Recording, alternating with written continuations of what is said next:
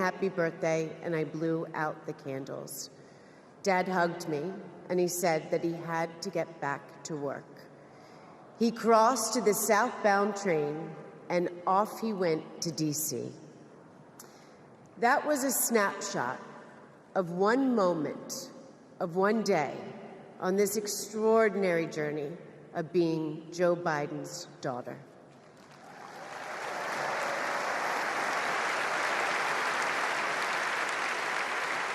Joe Biden is the OG girl dad. He told me I could be anything and I could do anything. As a child, I would sit on the leather chair in his office doing my homework, and he would sit next to me doing his work, drafting the Violence Against Women Act.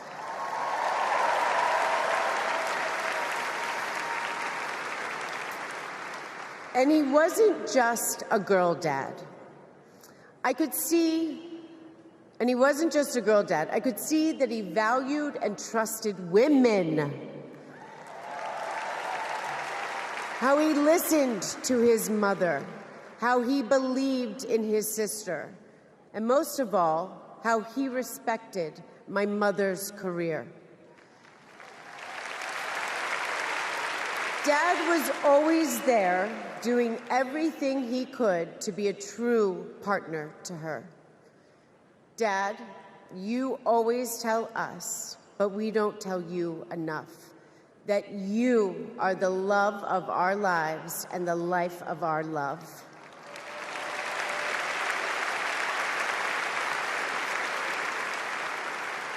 I had my wedding reception in my parents' backyard.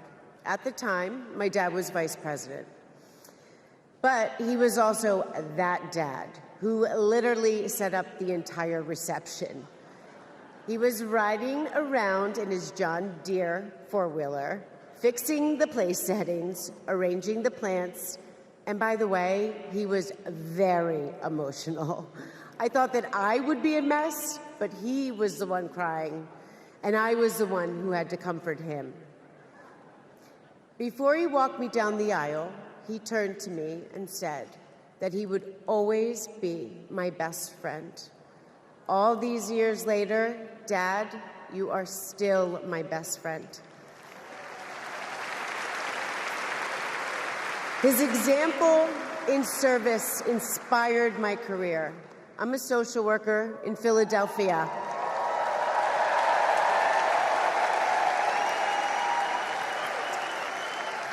I support formerly incarcerated women as they heal from past trauma and they reclaim their lives. Dad always told me that I was no better than anybody else and nobody was better than me. He taught me that everyone deserves a fair shot and that we shouldn't leave anyone behind. That's what you learn from a fighter who has been underestimated his entire life. When I look at Dad, I see grace, strength, and humility. I see one of the most consequential leaders ever in history.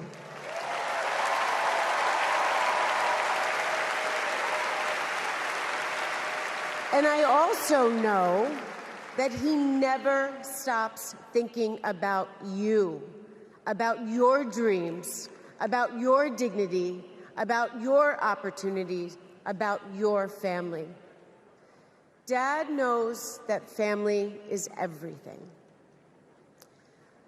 When Hunter and I lost our brother Beau to cancer in 2015, the grief and the pain felt like it might never end. Dad had the capacity to step out of his own pain and absorb ours. And I know that Beau is here with us tonight, as he is always with us.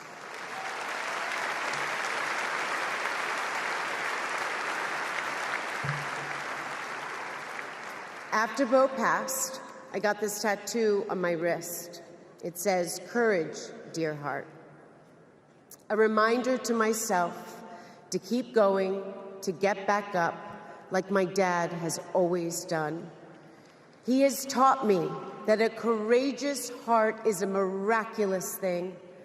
A courageous heart can heal a family. A courageous heart can heal a nation, and maybe even the world. And now, this election requires the courageous hearts of all of us. In 2020, my dad selected Kamala Harris to beat Donald Trump. And he knows in 2024, she will beat Donald Trump again.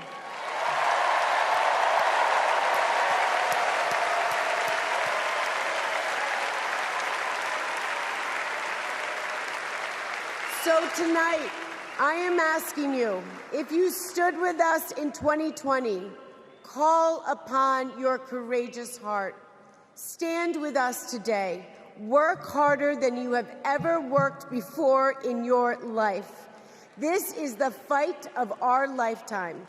Our freedom, our democracy, our reproductive rights. All of this, all of it is on the ballot. And I know together we can do this because my dad helped show us the way. And now, I would like to introduce my father, your 46th President of the United States, Joe Biden.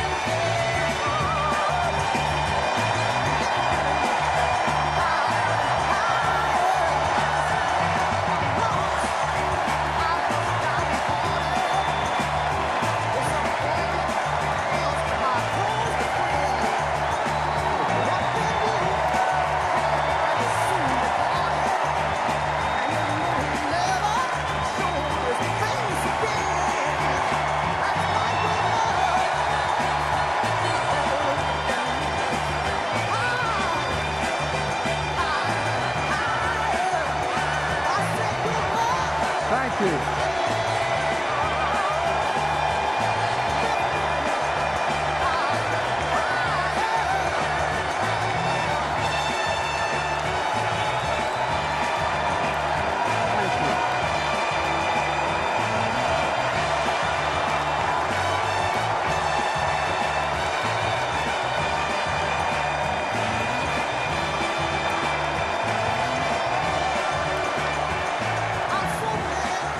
Thank you, thank you, thank you.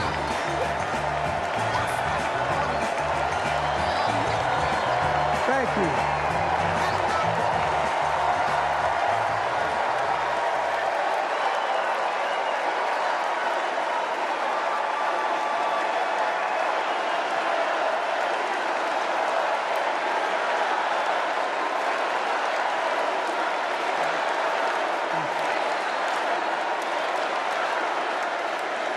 Thank you, thank you, thank you.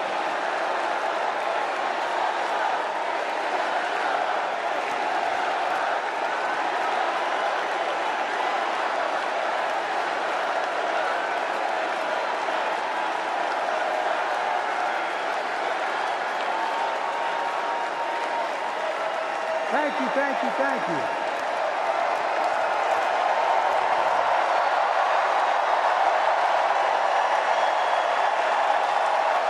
Thank you.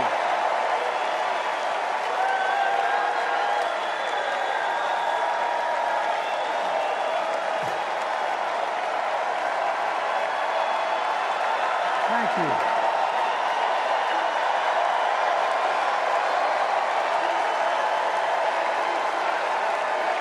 Thank you. I love you. Thank you. Thank you, thank you, thank you.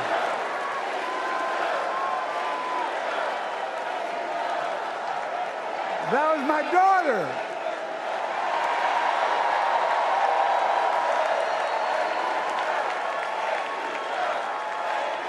Thank you.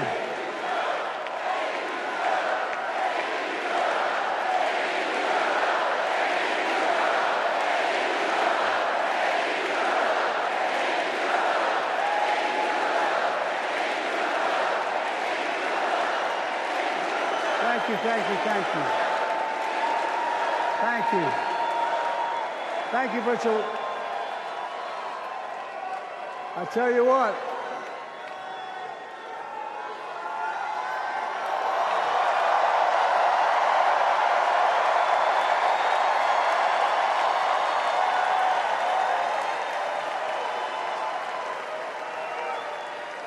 To my dearest daughter Ashley, God love you, you're incredible. Thank you for that introduction and for being my courageous heart, along with Hunter and our entire family, and especially our rock, Jill.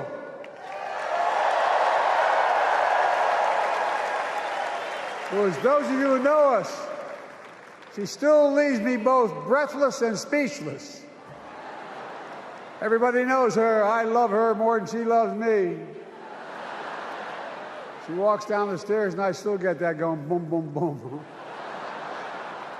You all will know me. No, not kidding. Let's give a special round of applause to our First Lady, Jill Biden.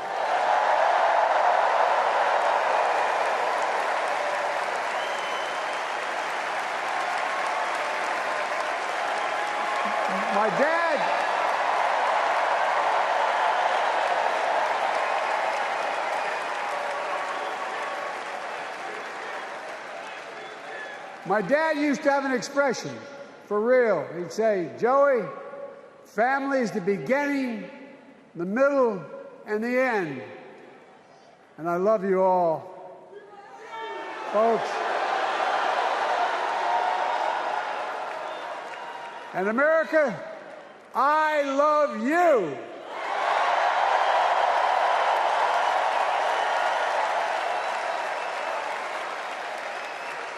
Folks, let me ask you.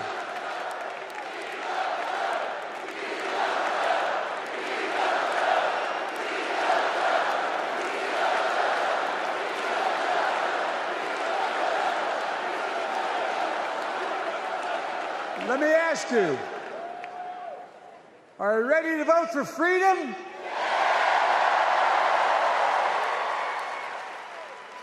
Are you ready to vote for democracy and for America? Let me ask you, are you ready to elect Kamala Harris and Tim Walz, President and Vice President of the United States?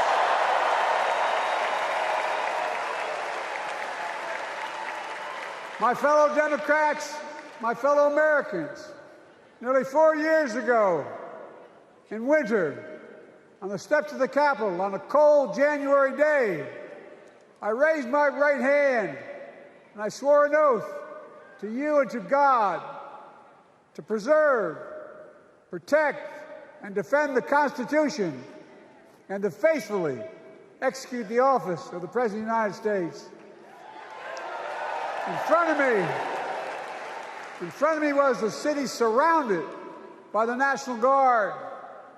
Behind me, a Capitol just 2 weeks before had been overrun by a violent mob. But I knew then, from the bottom of my heart, that I knew now, there is no place in America for political violence. None. You cannot say you love your country only when you win.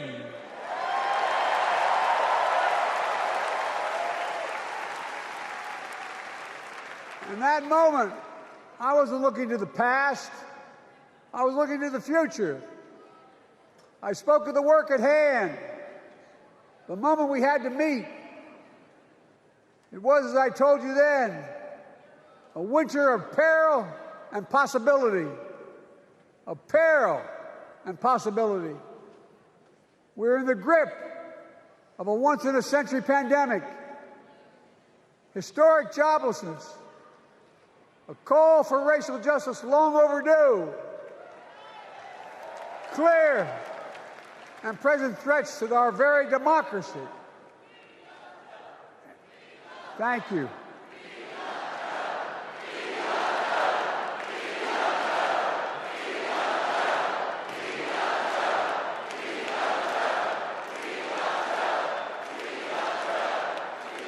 And yet I believed then, and I believe now, that progress was and is possible. Justice is achievable. And our best days are not behind us, they're before us.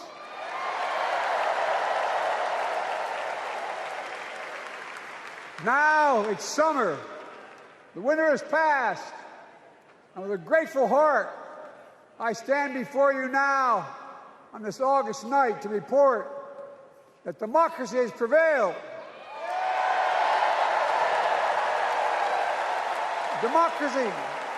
Democracy has delivered. And now democracy must be preserved.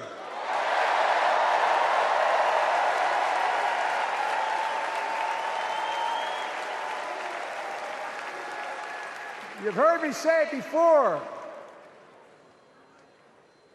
We're facing an inflection point. One of those rare moments in history when the decisions we make now will determine the fate of our nation and the world for decades to come. That's not hyperbole, I mean it literally. We're in a battle for the very soul of America. I ran for president in 2020 because of what I saw in Charlottesville in August of 2017. Extremists coming out of the woods, carrying torches, their veins bulging from their necks, carrying Nazi swastikas, and chanting the same exact anti-Semitic bile that was heard in Germany in the early 30s. Neo-Nazis, white supremacists, and the Ku Klux Klan, so emboldened by a president then in the White House that they saw as an ally. They didn't even bother to wear their hoods. Hate was on the march in America. Old ghosts and new garments, stirring up the oldest divisions, stoking the oldest fears, giving oxygen to the oldest forces that they long sought to tear apart America. In the process, a young woman was killed. When I contacted her mother, I asked about what happened. She told me. When the president was asked what he thought had happened, Donald Trump said, and I quote, "There are very fine people on both sides. My God." That's what he said. That is what he said and what he meant. That's when I realized, had listened to the admonition of my dead son, I could not stay in the sidelines. So I ran.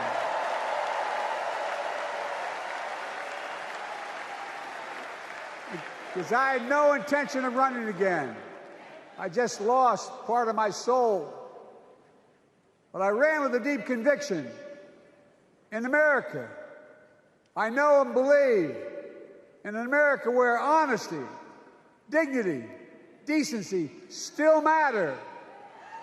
An America where everyone has a fair shot and hate has no safe harbor.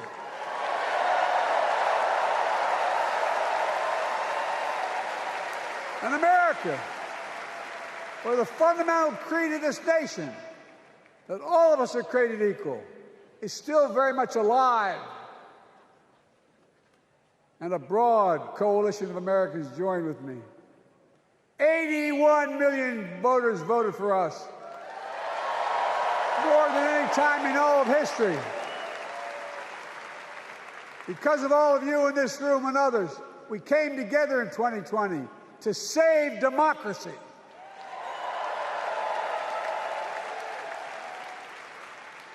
As your president, I've been determined to keep America moving forward, not going back, to stand against hate and violence in all its forms, to be a nation where we not only live with but thrive on diversity, demonizing no one, leaving no one behind, and becoming the nation that we profess to be. I also ran to rebuild the backbone of America, the middle class.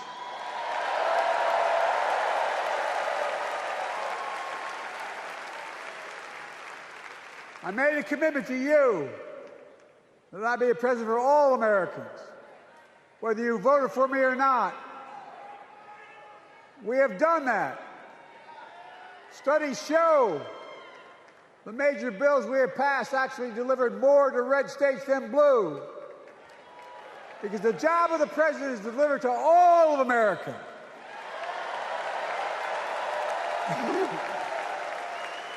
Because of you, and I'm not exaggerating, because of you, we've had one of the most extraordinary 4 years of progress ever, period. When I say we, I mean Kamala and me. Just think about it. COVID no longer controls our lives. We've gone from economic crisis to the strongest economy in the entire world. Record 16 million new jobs. Record small business growth. Record high stock market. Record high 401ks. Wages up and inflation down, way down, and continuing to go down.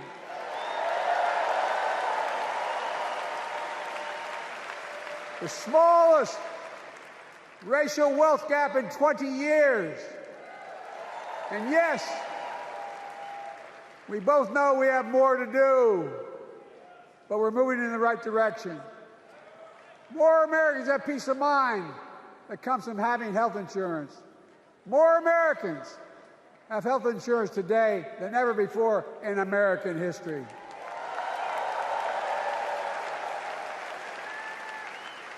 And after, as a young senator beginning to fight for 50 years to give Medicare the power to negotiate low prescription drug prices, we finally beat Big Pharma.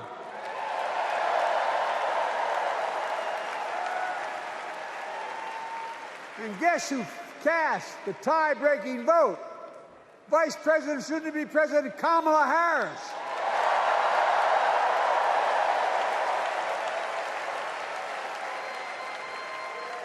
And now it's the law of the land. Instead of paying $400 a month for insulin, seniors with diabetes will pay $35 a month. The law we passed already includes, starting in January, every senior's total prescription costs can be capped at $2,000 no matter how expensive the drugs they have. And what we don't focus on, and our Republican friends don't seem to understand, our reforms don't just save seniors money, they save the American taxpayers money. You know what we just passed saved? It saved $160 billion over the next decade. That's not hyperbole. It's because Medicare no longer has to pay those exorbitant prices to the Big Pharma. But look, thank you, Kamala, too. Look, folks, how can we have the strongest economy in the world without the best infrastructure in the world? Donald Trump promised Infrastructure Week every week for 4 years, and he never built a damn thing.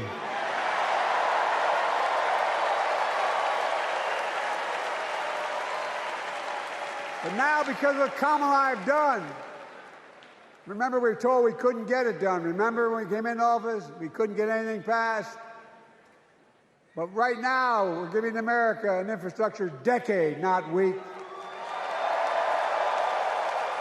We're modernizing our roads, our bridges, our ports, our airports, our trains, our buses. We're removing every lead pipe from schools and homes so every child can drink clean water. We're providing affordable high-speed internet for every American, no matter where they live, not unlike what Roosevelt did with electricity. And so much more. We are uniting the country. We're growing our economy. We're improving our quality of life. And we're building a better America.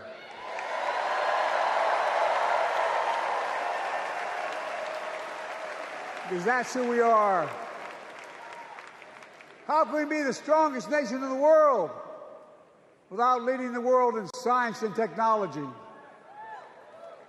After years of importing 90% of our semiconductor chips from abroad, which America invented those chips, our Chips and Science Act meant that private companies from around the world are now investing literally tens of billions of dollars to build new chip factories right here in America.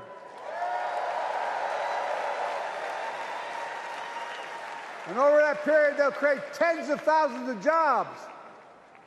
And many of those jobs in the so-called fabs, the buildings that make the chips, that's being constructed now. And guess what? The average salary in those fabs, size of a football field, will be over $100,000 a year, and you don't need a college degree.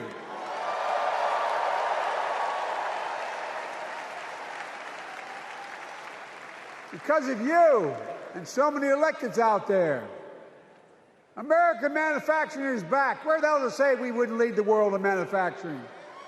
800,000 new manufacturing jobs.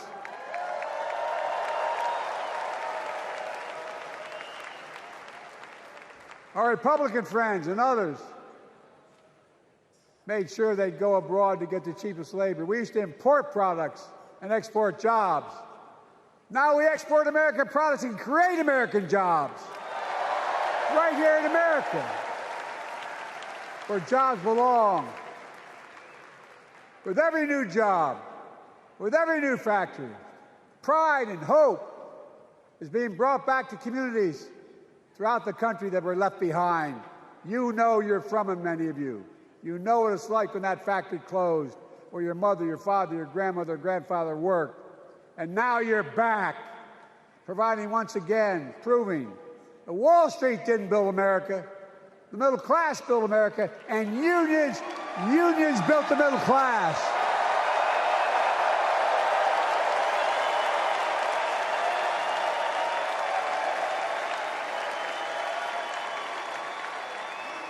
It's been my view since I came to the Senate. And that's why I'm proud to have been the first president to walk a picket line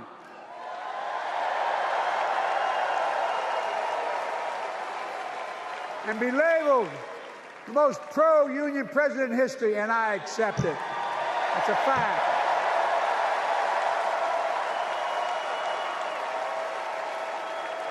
Because when unions do well, we all do well.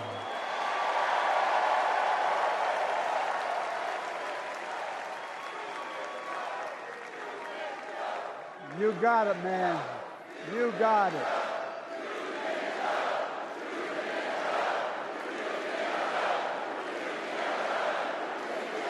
I agree. I'm proud. Look, remember we told we couldn't get anything done because we couldn't get anything done in the Congress? Well, with your support, we passed the most significant climate law in the history of mankind.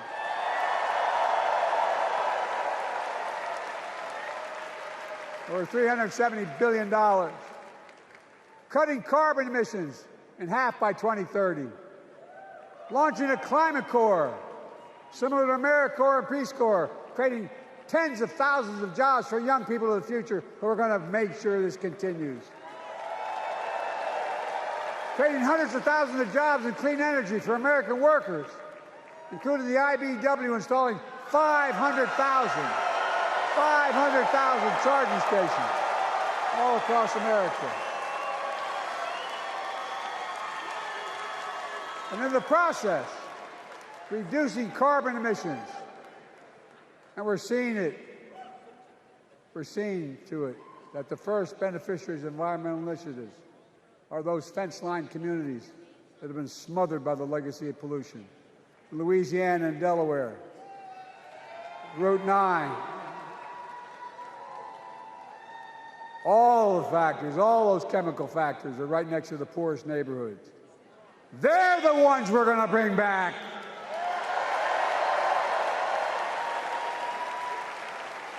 And how?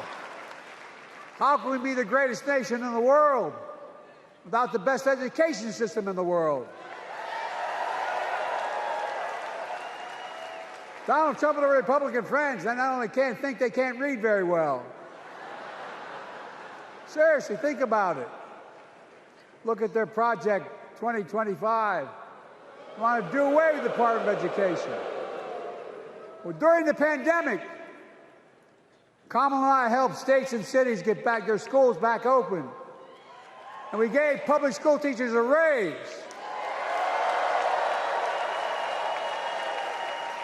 We created apprenticeships with businesses and communities, putting students on a path to a good paying job, whether or not they go to college.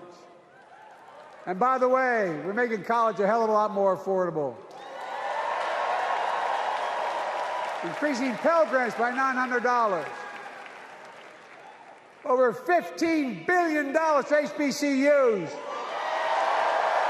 Minority service education, including Hispanic institutions and tribal colleges. We kept our commitment to provide more student relief than ever by lifting the burden of helping millions of families so they can get married, start a family, buy a home, and begin to build family wealth and contribute to the community and grow our economy.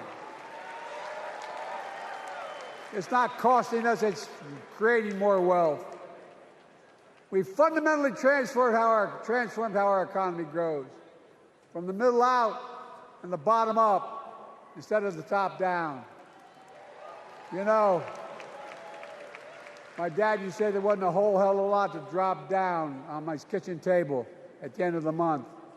I come from a basic middle-class family, 3-bedroom house, 4 kids, a grandpa living with us, decent neighborhood, but never a penny to spare.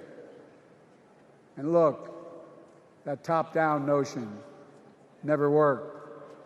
A lot of Democrats didn't think it worked, thought it worked, but it doesn't. And when we did all that, what we've done, everybody can do well. Everybody.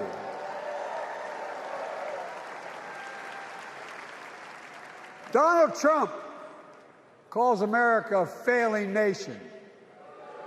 No, I'm serious. But think about this. Think about this. He publicly says to the whole world, I'm going to say something outrageous. I know more foreign leaders by their first names and know them well than anybody alive. Just because I'm so damn old. But I'm not joking. Think of the message he sends around the world when he talks about America being a failing nation. He says we're losing. He's the loser. He's dead wrong.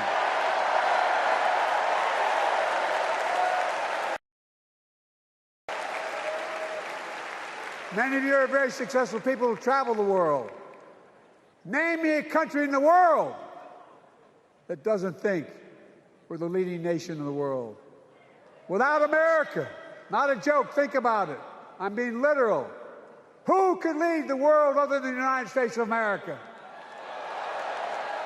Well, guess what? America's winning, and the world's better off for it.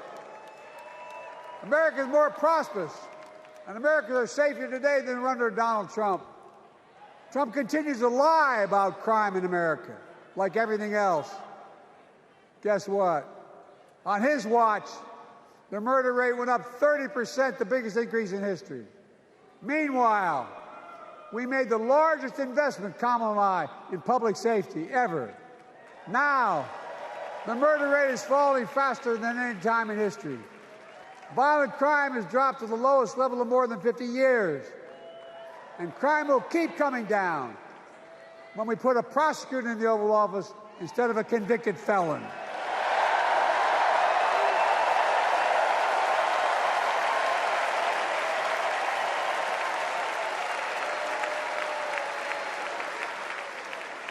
And folks, the distinguished senator from the Senator from California and I passed the first ban on assault weapons. And guess what? It worked. If we care about public safety, we need to prevent gun violence. And what makes me ashamed when I travel the world, which I do, more children in America are killed by a gunshot than any other cause in the United States. More die from a bullet than cancer, accidents, or anything else in the United States of America. My God. That's why Kamala and I are proud. We beat the NRA when we passed the first major bipartisan gun safety law in 30 years.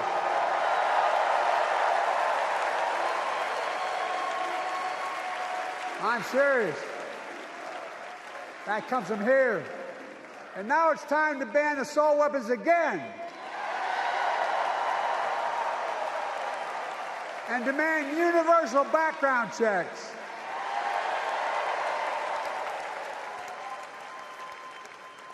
It's hard. I never thought I'd stand before a crowd of Democrats and refer to a president as a liar so many times. No, I'm not trying to be funny. It's sad. Trump continues to lie about the border. Here's what he won't tell you. Trump killed the strongest bipartisan border deal in the history of the United States that we negotiated with the Senate Republicans. It took 4 weeks. Once it passed, and never acknowledged the most expansive border change in American history, he called senators to say, don't support the bipartisan bill, because he said it would help me politically and hurt him politically. My God.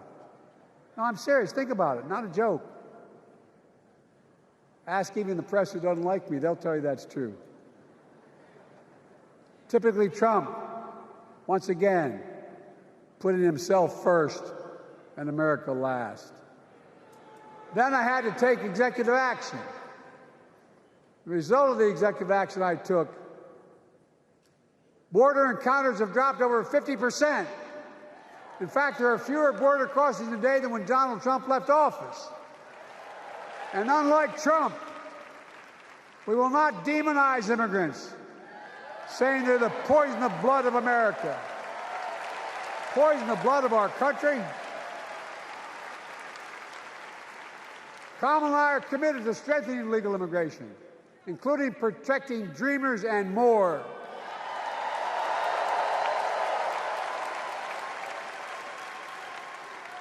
And here's what else I believe in. Protecting your freedom to vote, your freedom to love who you love.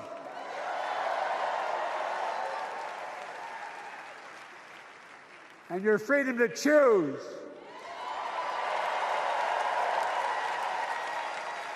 In its decision overturning Roe v. Wade, as you heard earlier tonight, the United States Supreme Court majority wrote the following, quote, women are not without electoral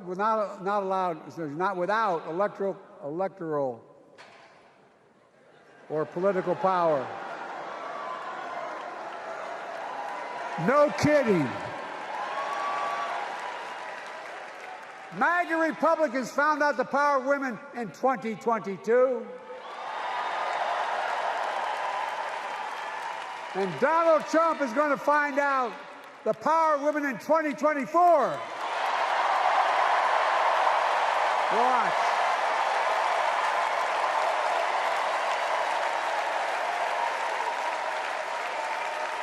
And where Trump And as mega Republican right-wingers seek to erase history, we Democrats continue to write history and make more history. I'm proud to have kept my commitment to appoint the first black woman to the United States Supreme Court.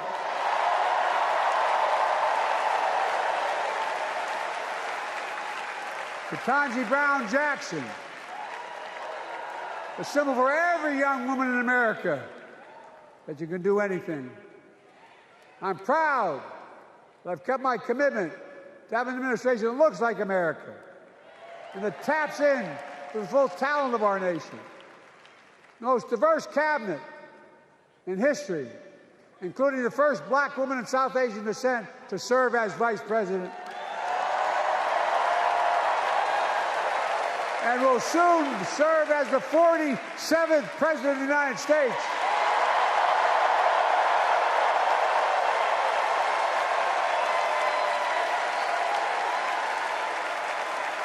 She is good.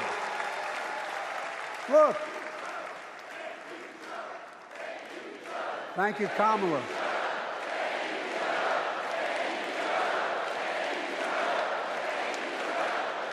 Folks, I've long said we have many obligations as a nation, but I got in trouble years ago for saying I'd make no apologies. We have only one truly sacred obligation: to prepare and equip those we send to war and care for them and their families when they come home and when they don't. That's why I'm so proud to have written and signed the PACT Act, one of the most significant laws ever, helping veterans and their families exposed to toxic materials like burn pits in Agent Orange. I was around during the Vietnam War. It's hard. Nobody was able to prove that there's illness was a consequence of Agent Orange. And no one was able to prove initially that because they lived in burn pits like my son lived next to in Iraq for a year, that is the cause of their illness. But because of the PACT Act, a surviving spouse with 2 children is now eligible for a stipend of about $3,000 a month. And those children who lost a parent are eligible for tuition benefits to go to college and to get job training. It's already helping over 1 million veterans and their families just so far. Well, I love them, and I'm so proud of my son's service. We get it. But guess who doesn't get it and doesn't respect our veterans?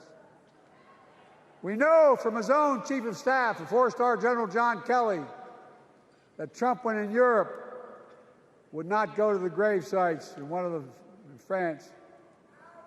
The brave service members who gave their lives to this country. He called them suckers and losers. Who in the hell does he think he is? Who does he think he is?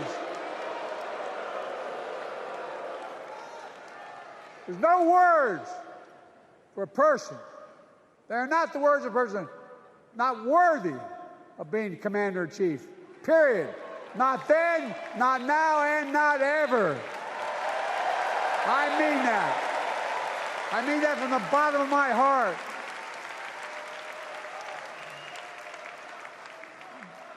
Just as no commander-in-chief should ever bow down to a dictator, the way Trump bows down to Putin. I never have, and I promise you, Kamala Harris will never do it. Will never bow down.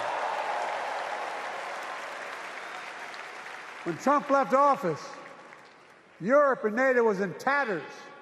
Not a joke. America First doctrine changed our whole image in the world. Well, they gave the hours, about 190 hours sum total, leaving my counterparts who heads of state in Europe to strengthen NATO. We did. We united Europe like it hadn't been united for years, adding Finland and Sweden to NATO. 10 days before he died, Henry Kissinger called. and said, not since Napoleon has Europe not looked over their shoulder at Russia with dread, until now. Until now. Well, guess what? Putin thought he'd take Kyiv in 3 days. 3 years later, Ukraine is still free.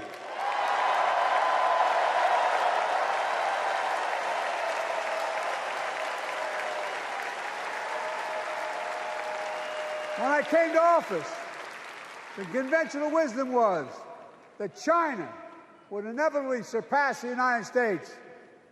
They haven't noticed. No one's saying that now.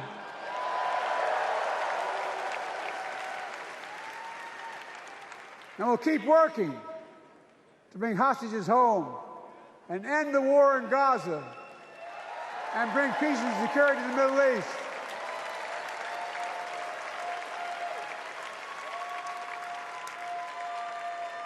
As you know, I wrote a peace treaty for Gaza. A few days ago, I put forward a proposal that brought us closer to doing that than we've done since October 7th. We're working around the clock, my Secretary of State, to prevent a wider war and reunite hostages with their families and surge humanitarian health and food assistance into Gaza now. To end the civilian suffering of the Palestinian people, and finally deliver a ceasefire and end this war.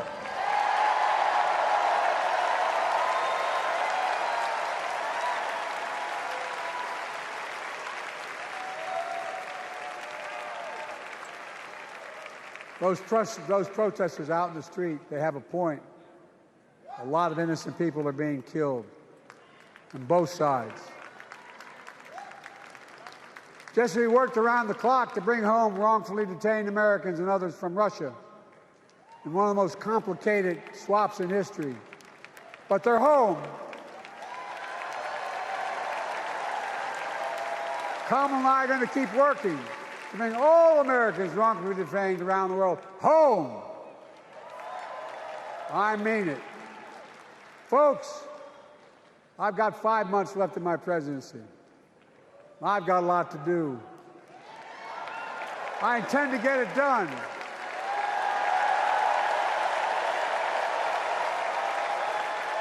It's been the honor of my lifetime to serve as your president.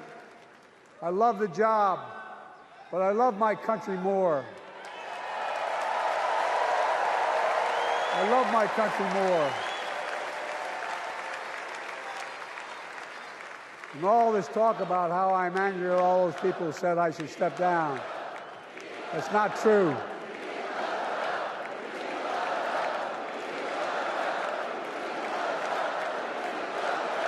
Thank you.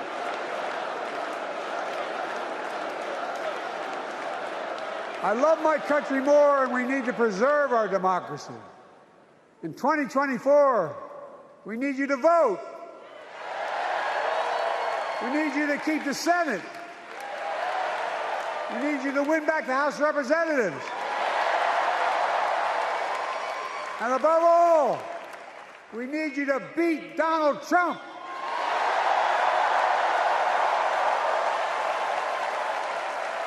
And elect Kamala and Tim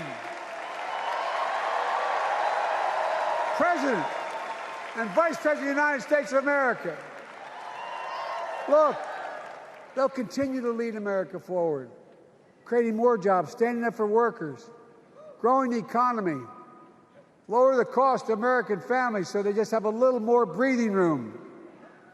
We've made incredible progress, but we have more work to do. And Kamala and Tim will continue to take on corporate greed and bring down cost of food. They'll keep taking on Big Pharma and making insulin $35 a month, not just for seniors, but for everyone in America. And capping prescription drug costs at a total of $2,000, not just for seniors, but for everyone. And folks, that's going to save America again tens of billions of dollars. Folks, they'll make housing more affordable, building 3 million new homes, providing $25,000 down payment assistance for the first-time home buyer, more than the 10 we approved. Donald Trump wants a new tax on imported goods, food, gas, clothing, and more. You know what that will cost the average family, according to the experts? $3,900 a year in a tax. No, it's a fact. Kamala and Tim will make the child care tax credit permanent.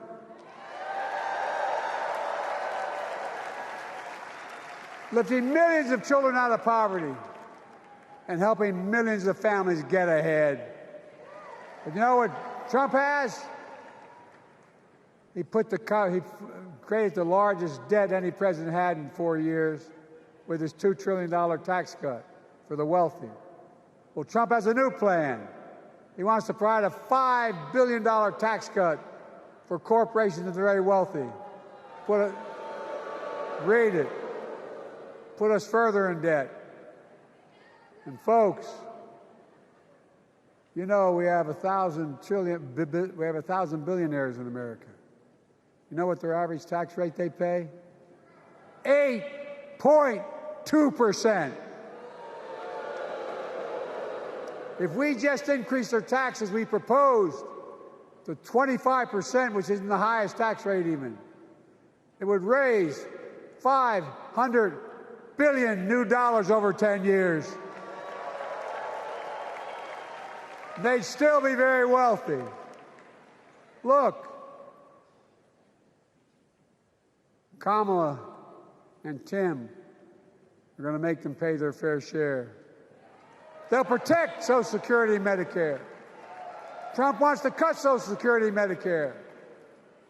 Kamala and Tim will protect your freedom. They'll protect your your right to vote. They'll protect your civil rights. And you know Trump will do everything to ban abortion nationwide. Oh, he will. You know, Kamala and Tim will do everything they possibly can. That's why you have to elect a Senate and a House to restore Roe v. Wade.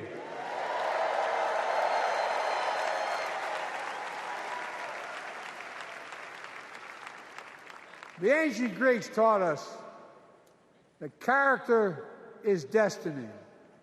Character is destiny. For me and Jill, we know Kamala and Doug are people of character. It's been our honor to serve alongside them. And we know that Tim and Gwen Walz are also people of great character. Selecting Kamala was the very first decision I made when I became our nominee. And it was the best decision I made my whole career.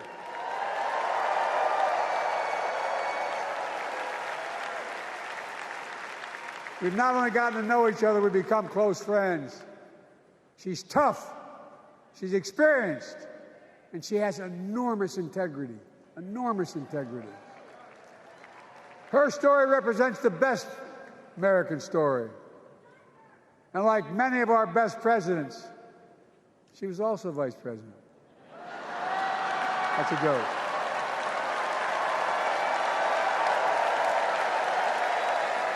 But she'll be a president our children can look up to.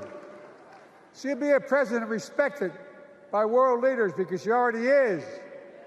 She'll be a president we can all be proud of. And she will be an historic president who puts her stamp on America's future.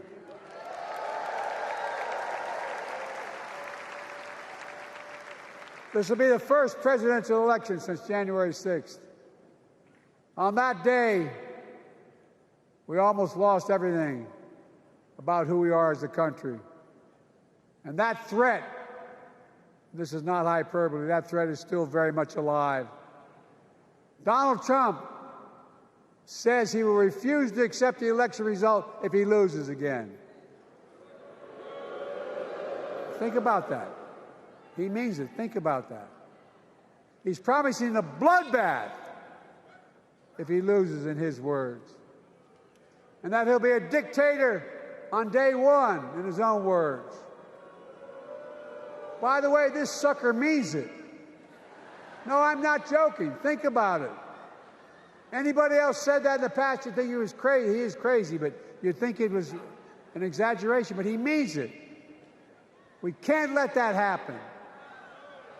Folks, all of us carry a special obligation. Independents, Republicans, Democrats. We saved democracy in 2020, and now we must save it again in 2024.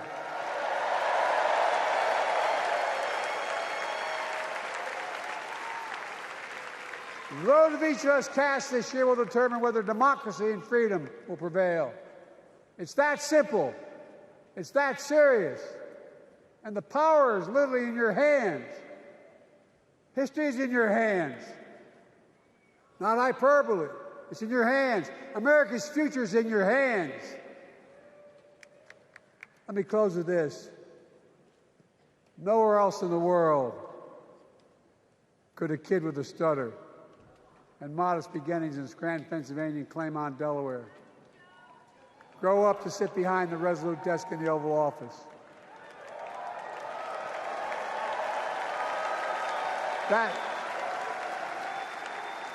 That's because America is and always has been a nation of possibilities. Possibilities. We must never lose that. Never. Kamala and Tim understand that this nation must continue to be a place of possibilities, not just for the few of us, but for all of us. But join me in promising your whole heart to this effort, and where my heart will be. I promise I'll be the best volunteer harris-walz has Cam ever seen.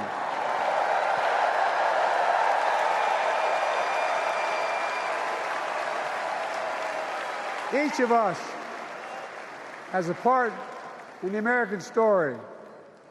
For me and my family, there's a song that means a lot to us. It captures the best of who we are as a nation. The song is called American Anthem. There's one verse that stands out, and I can't sing worth a damn, so I'm not going to try. I'll just quote it. The work and prayers of centuries have brought us to this day. What shall our legacy be? What will our children say?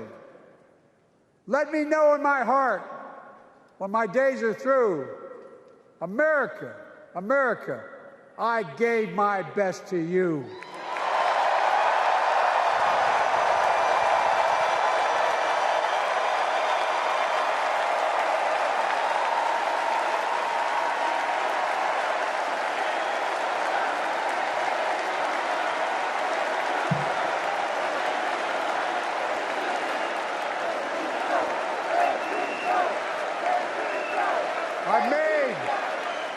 I've made a lot of mistakes in my career, but I gave my best to you. For 50 years, like many of you, I've given my heart and soul to our nation. And I've been blessed a million times in return with the support of the American people. I've either been too young to be in the Senate because I wasn't 30 yet, and too old to stay as president. But I hope you know how grateful I am to all of you. I can honestly say, and I mean this from the bottom, give me my word as a Biden, I can honestly say I'm more optimistic about the future than I was when I was elected as a 29-year-old United States Senator. I mean it. Folks, we just have to remember who we are. We're the United States of America.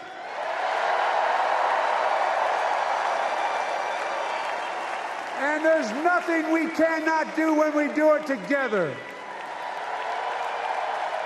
God bless you all, and may God protect our troops. Thank you.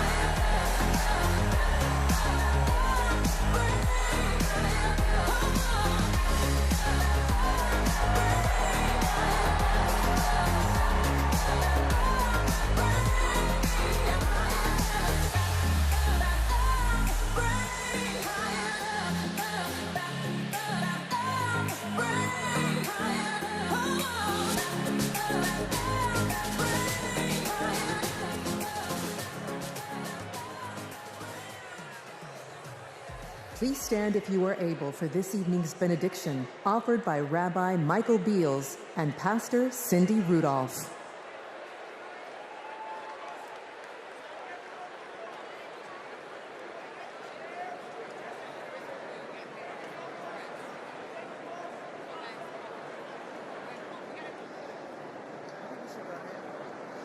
Tonight's convention theme, For the People, hint at the inclusive, bridge-building messages and policies the Democratic Party will require to succeed not only in November, but long after that.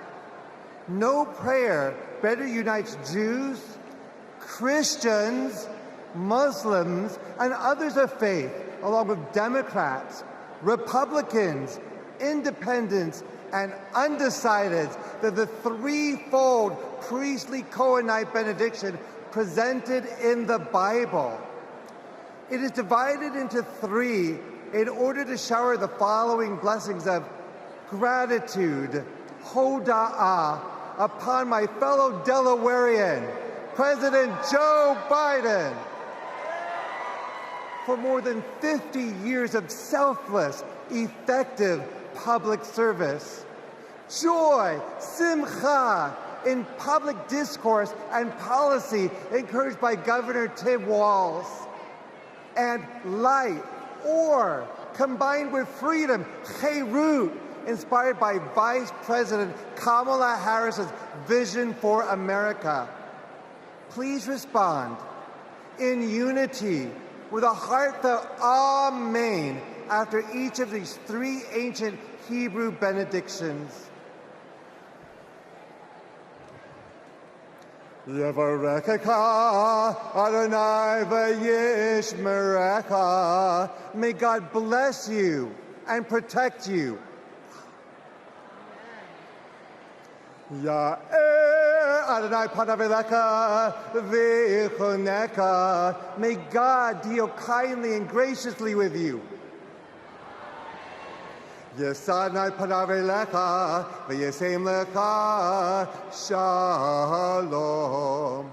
May God turn toward you and grant you that most precious gift, the gifting of wholeness and the gift of peace, and let us say a heartfelt Amen.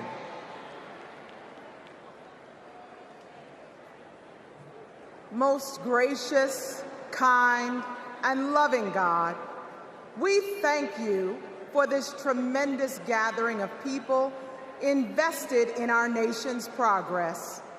Lord, as we look upon our leadership, we see what you require of us: to do justice, like the Justice Vice President Harris has championed her entire career; to love mercy, like the mercy Governor Walz has modeled as a lifelong public servant and educator; and to walk humbly, like the humility President Biden has embodied with decades of outstanding servant leadership.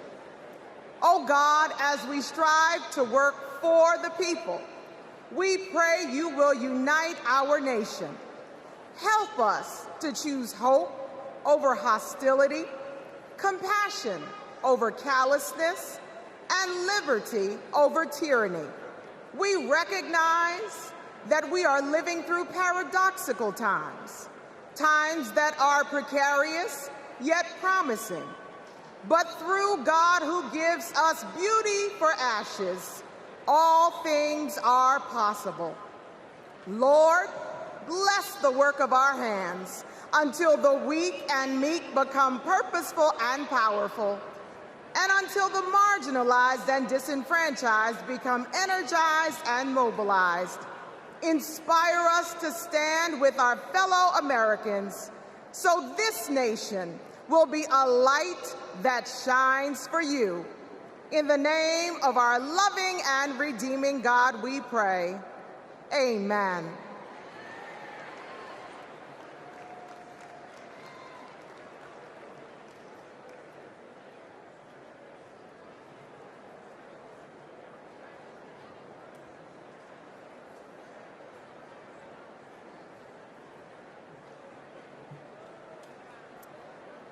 Night one of the Democratic National Convention has officially come to an end. What an incredible day. Thank you, President Biden, from the bottom of my heart.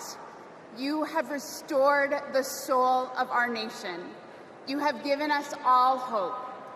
The chair will now entertain a motion to recess our convention until Tuesday, August 20th at 6 p.m. Is there a second? All in favor, please signify by saying aye. All opposed?